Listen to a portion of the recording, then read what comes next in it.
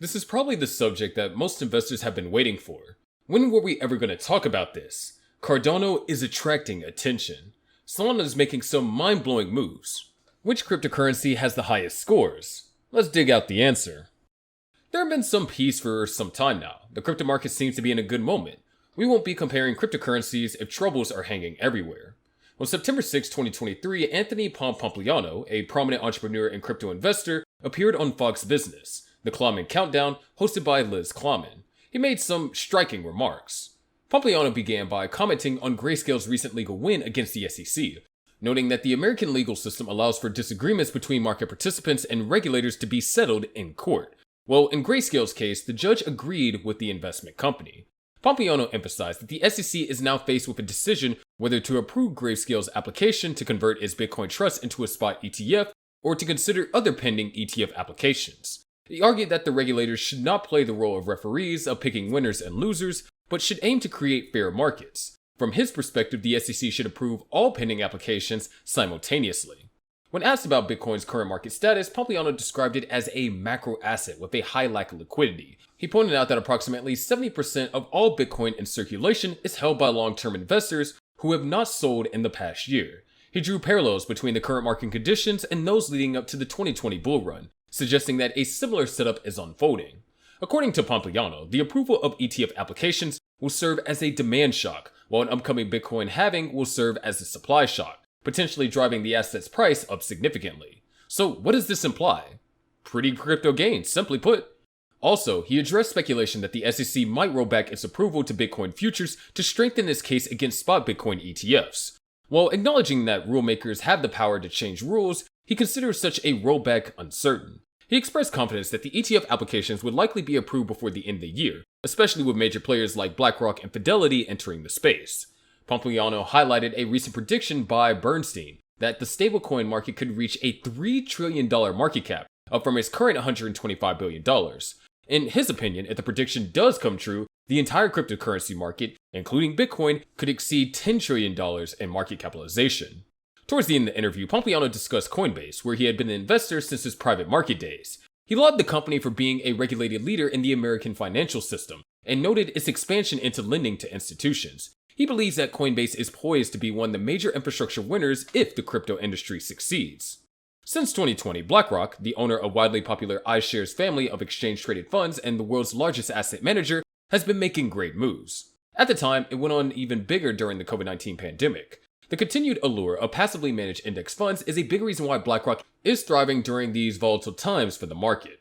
Disclosing the numbers in a report, BlackRock noted that the revenue and profit easily surpassed Wall Street's forecasts.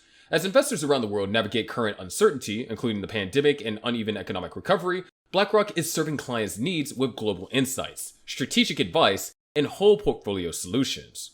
BlackRock CEO Larry Fink said, "Then shares of BlackRock rose 3% on the news. It surged more than 25% in 2020 thanks to its strong results.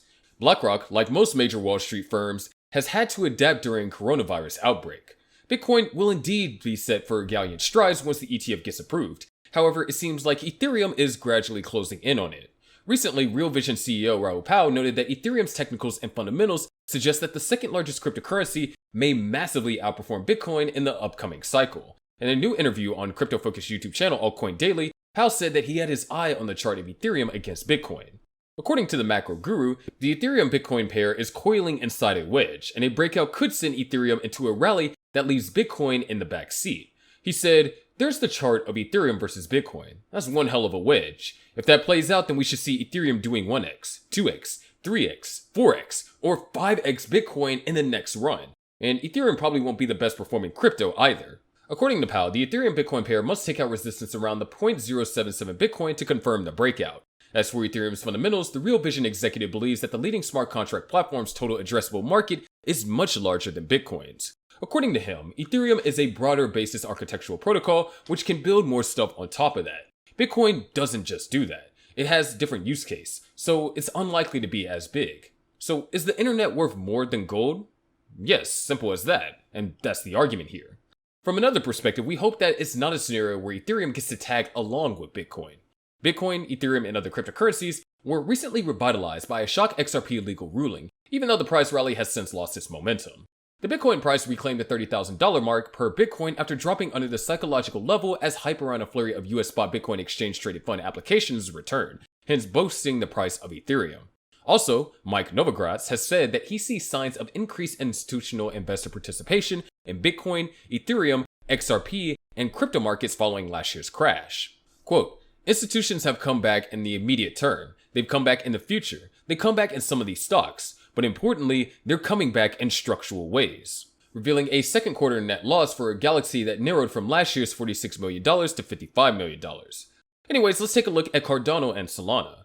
Cardano is easily the safer bet, all other things being equal. That's because Cardano has taken several steps to protect itself from regulatory risk, although it was caught up in the SEC's web in June.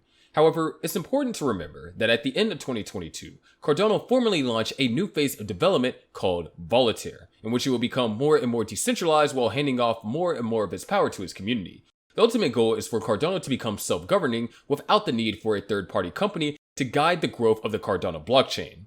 Cardano has also taken a couple of steps to work with regulators in Washington, D.C. The founder of Cardano, Charles Hoskinson, has testified in front of Washington lawmakers and has been widely praised for his defense of the crypto industry. Hoskinson believes that Cardano has never been a security and never will be a security, and therefore has been unjustly caught up in the SEC's crackdown on crypto. In terms of long-term growth, the big catalyst for Cardano remains decentralized finance, or DeFi for short. When Cardano has had some success in other areas of the blockchain world, such as non-fungible tokens, the real future growth catalyst is decentralized finance. In 2023, Cardano's DeFi growth has been at record levels and is finally looking like Cardano might one day become the world's top DeFi ecosystems.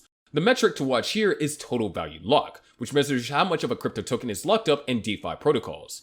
On the other hand, Solana carries much more risk than Cardano, but this does not evade the fact that it has been making a mark for itself. The stigma of being associated with the meltdown of the crypto exchange FTX last year is like a stain that cannot be washed off so easily. This was due to the close links between former FTX chief executive officer Sam Bankman-Fried and Solana, plus Solana has depended on a venture capital model of development. This development makes investors wonder whether Solana is a security. After all, venture capitalists invest in companies, right? But like Cardano, Solana is making the case that it shouldn't be classified as a security. There is a bright side to everything, as the major selling point for Solana is its vast blockchain ecosystem. Solana is already a leader in areas ranging from NFTs to DeFi, and has continually found new ways to build this ecosystem. In April, for example, Solana completed the migration of Helium, a decentralized wireless network, to the Solana blockchain. However, Cardano stands out as the much better buy for investors who are aiming to build positions in anticipation of the next crypto bull market, which is set for 2024. Cardano's security advantages are the main reason it is expected to be the better performer, but recent events and sentiment shifts surrounding the Solana network also factor into this conclusion. It's highly plausible that both tokens will continue to see their pricing action shaped by movements for the crypto market at large. Concluding about both tokens now is not the safe option. So many occurrences are about to unfold in the crypto market, and these currencies can take dynamic turns. But that's it for today's video. Make sure you click on the subscribe notification buttons, and we'll see you in the next video.